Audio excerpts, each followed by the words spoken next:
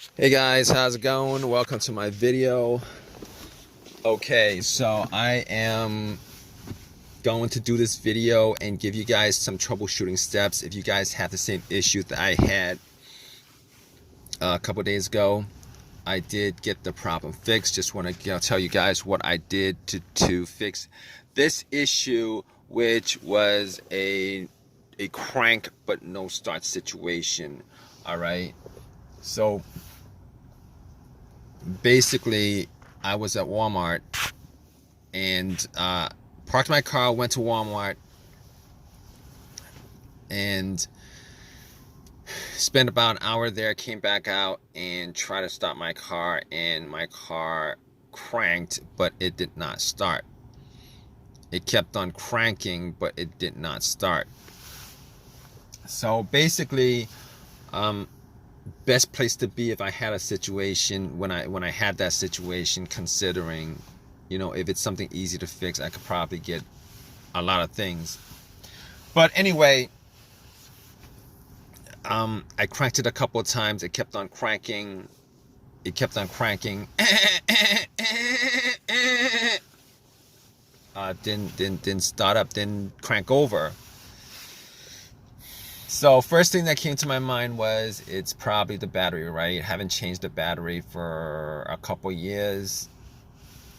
Probably the battery. I haven't actually touched the battery for a couple of years. Haven't changed it. It was, you know, there's probably corrosion.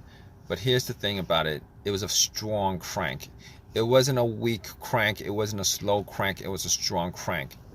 So that actually had me thinking, maybe it's not the battery. So I turned on the headlights, went out and checked the headlights. The headlights were pretty bright. So that actually made more of a case that it's probably not the battery. So I opened up the hood, obviously, checked out the battery. There was some corrosion on there. There was some corrosion on there. There was some corrosion on the battery. So basically what I did was I took some cans of Coke that I bought and put 2 cans and pretty much just you know, dunked it on the terminals. Pretty much just, you know, poured it on the terminals. You know, it's kind of messy, it's kind of dirty, it's kind of messy, it's kind of dirty. It, you know, it's gonna turn syrupy on you if you guys do that, but it will.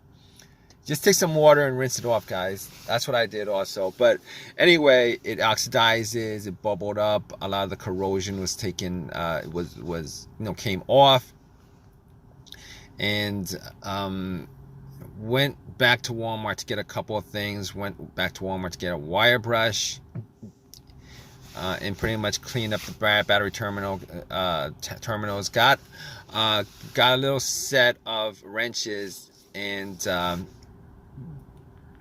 but I probably, you know, probably didn't need to do all that because I actually have a power pack to test that out. Thinking about it right now, but anyway, I cleaned it up. Try to crank it. It cranked. I mean, the crank might have been a bit stronger, but it cranked. Just didn't turn over. So I was like, all right, I forgot that I had the power pack in the back, but took the power pack out, popped it on, and try to turn it over. It cranked. It did not turn over. So at that point, I was like, okay, probably, I'm like, at that point I was 100% sure it wasn't the battery, considering considering the cranks were strong. It kept on cranking pretty strong, and putting the power pack on there, it should have just started up. It did not start up. So at that point I was like, I can rule out it's not the battery. All right, as far as the wiring on the battery, I could rule out that it wasn't the wiring on the battery either, because I actually did check out the ground wire. The ground wire is a negative cable, guys. For the most part, the ground wire is just connected to the frame of the car.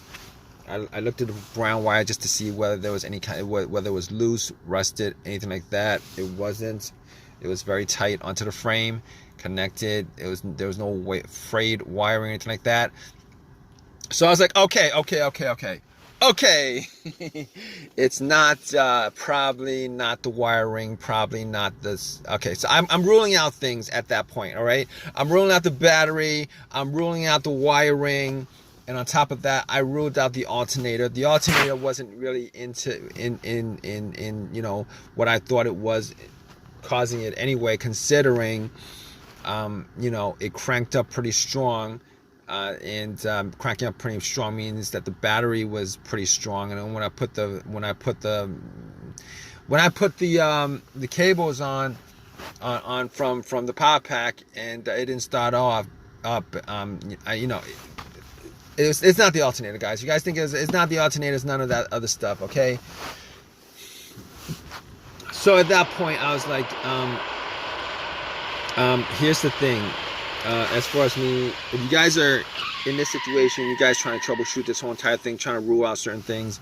All right, here's the thing. There was no check engine light on the dash at all. No check engine light on the dash before the situation happened. I haven't had a check engine light on my dash for a while. Had some other issue, but that was a long time ago. No check engine light on the dash, okay? But I have an OBD2, and I plugged it in. And what you know, this situation could be caused by also your car's computer not registering, not connected to your car for whatever reason. Could be a fuse, a short somewhere, whatever. But I had an OBD2, plugged it in just to make sure that there, you know, there's nothing that I can actually take from this situation as far as it's scanning the whole entire thing. It was able to scan the whole entire thing, scanned it, and then came back with analysis, you know, no codes, all the monitors were cleared, everything was good. At that point, I knew that it was able to read the car's computer. So there's nothing wrong with the car's PCM, ECM. There's nothing wrong with the computer at all that's causing it. On top of that, like I said, very important whether there's a check engine light or not check engine light when it comes to troubleshooting this issue. All right, no check engine light means that you could pretty much consider that, you know, all the other stuff that could be causing it with a sensor on there is probably not causing the issue. And when I say this, I mean the mass airflow sensor, I mean the throttle position sensor, I mean the camshaft sensor, I mean the crankshaft sensor, I mean every single thing that you could possibly think of, all those things that you could possibly think of that has a sensor to it that could be causing this issue, you could pretty much just rule every one of those things out. Pretty much. Not always the case. Sometimes sensors go bad and the computer doesn't detect it, or it has a little bit of an issue and the computer doesn't connect, doesn't detect it. But in this case, ruled all those things out. Camshaft, crankshaft, position sense, throttle position sense, root every one of those things out. So at that point, all right, I'm down to pretty much a couple of things. Fuses, relays, the fuel pump maybe. Okay, it could be a couple other things outside of that. But we're just gonna troubleshoot little by little. So I was troubleshooting it little by little. All right, so got to the fuses, got to the relays, and pretty much what I did was could not figure out whether a fuse was blown. Did not actually smell any kind of burnt smell from it. So being as I was around at Walmart, went in and got a fuse tester, tested all the fuses. All the fuses were good. You know, all the fuses were good. There was not a single problem with the fuses. And I pretty much came to, it's either one of two things at that point that I could think of. All right, there could be a couple more things, you know, the ignition, etc. But I was down to a couple of things, and I looked at the relay, the fuel pump relay. All right, but before I did that, I was thinking it might be the fuel pump. So I was in my car, and I was trying to figure out whether I could hear the fuel pump whizzing, priming. All right, so if you guys don't know how to do this, essentially you would normally need 2 people to do this. One to listen to the fuel pump priming as the ignition is turned to the on position, not the crank position, because once you get to the crank position, you're gonna crank the car up and you're not gonna be able to hear it too well. All right, so basically, I had, it was just me there, so I was sitting in the car and I turned it onto the on position, trying to hear whether there was a whizzing sound. All right, normally you would want somebody to turn on to the on position while somebody has the gas cap off, and you're listening to hear whether there's a motor sound. I couldn't do that. So I was listening, trying to hear it, and got to, I couldn't detect it at all. I could not detect it at all. Detect the sound at all. So at that point, I was like, oh, okay, all right, we're gonna just swap out some relays. So I looked at the fuel pump relay, and I noticed that there was another relay that was the same. I'm not sure exactly where that relay actually, what component of the car that relay was for.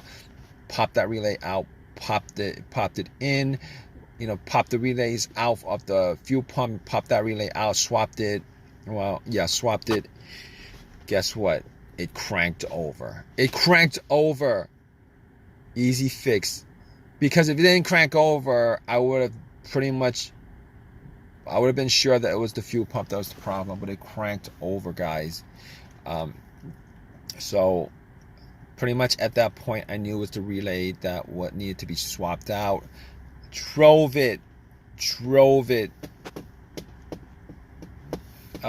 an AutoZone, got the relay, and pretty much just swapped the right one back, and threw away the bad relay, popped in a new one, and haven't had any issues since, guys. So if you guys are in this situation and you guys are looking for some troubleshooting tips on stuff like that, okay, just pretty much do what I did as far as troubleshooting each of those components. Hopefully you don't have a weird situation where it's some pretty crappy situation where it's a computer issue and the computer's not connecting to your car, which comes up every once in a while, or maybe even a fuel pump issue where you need to swap out a fuel pump, which is a lot more expensive than a relay.